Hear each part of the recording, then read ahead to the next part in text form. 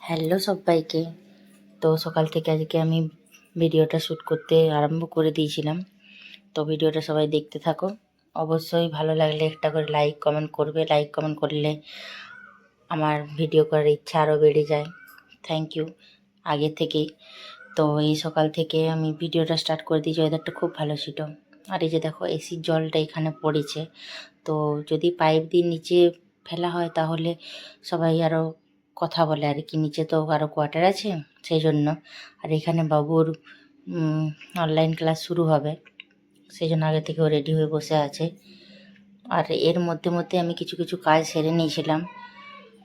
তারপর আজ রোদ দেখো কীরকম রোদ বেরিয়েছে। তারপর স্নান টান করে পুজো টুজো আমি করে নিয়েছি। তো এখানে এখন ফুল টুল খুব কম ফোটে আর কি, গ্রীষ্মকাল তো সেই জন্যেই। তো যাই হোক, সব পুজো টুজো করে নেওয়ার পরে রান্নাও বসিয়ে দিয়েছিলাম সকাল সকাল করে। কুঁদরি ভাজা হচ্ছে, এখানে চিংড়ি মাছ ভেজে রাখছি, তরকারি হবে।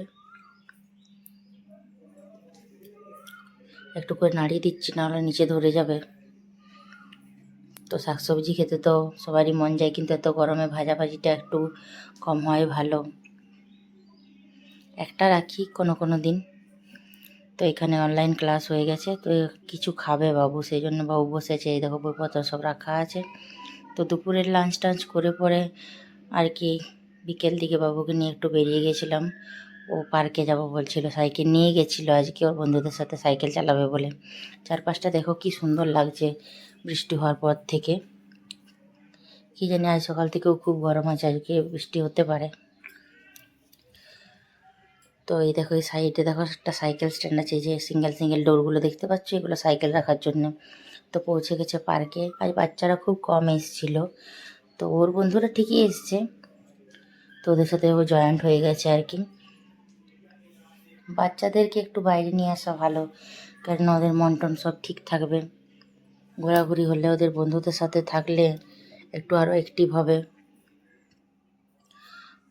আর সবাই না থাকলেও মা বাচ্চাকে নিয়ে আসা খুবই দরকারি। একজন দুজন থাকলেও সেখানেও কাজ হবে আর কি, বাচ্চা খুশ হয়ে যাবে। আর এই দেখো সাইডে সাইডে কোয়ার্টার, ওই সাইডে রাস্তা। আর আমি চলে এসেছি কিছুক্ষণ পরই। তো এখানে রুটি করে নিচ্ছি। মেঘটা একটু দেখা দেখা যাচ্ছে, কেননা ঝড় বৃষ্টি উঠতে পারে, সেই জন্য আগের থেকে রুটিটা বানিয়ে নিলাম। আর এখানে দেখো বেলতে হয় কেমন করে কেমন করে রুটি ফোলে, এগুলো বিয়ের আগে বা ছোটোর থেকে খুব কোশ্চেন থাকতো মনের মধ্যে, যে আমিও কোনোদিন এরকমভাবে করতে পারবো কি না। তো যাই হোক, এখন অনেক কিছু শিখে গেছি। এখন যতদিন বাইরে আছি ততদিন সব কিছু নিজের হাতেই করতে হয়। সংসার সামলানো, বাচ্চাকে দেখা, ঘর মেনটেন্যান্স করা, সব কিছুই বুঝতেই পারছো, একটা সংসারের মধ্যে যা যা কাজ থাকে সবই করতে হয়। আর এটা ছিল লাস্ট ফুললো রুটিটা। তো যাই হোক, হয়ে গেছে ফাইনালি রুটি করা। তারপরে এই দেখো ঝড় বৃষ্টি আরম্ভ হয়ে গেছে। বললাম না আজকেও ঝড় বৃষ্টি হবে। তো খুব ঝড় বৃষ্টি হচ্ছিল। জানি না তোমাদের ভিডিওটা কেমন লাগলো, বা আমি কথাগুলো ঠিক করে বলতে পেরেছি কি না।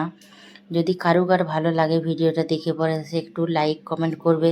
তোমাদের একটা লাইক কমেন্টে আমার মনের জোর বাড়িয়ে দেবে আরও।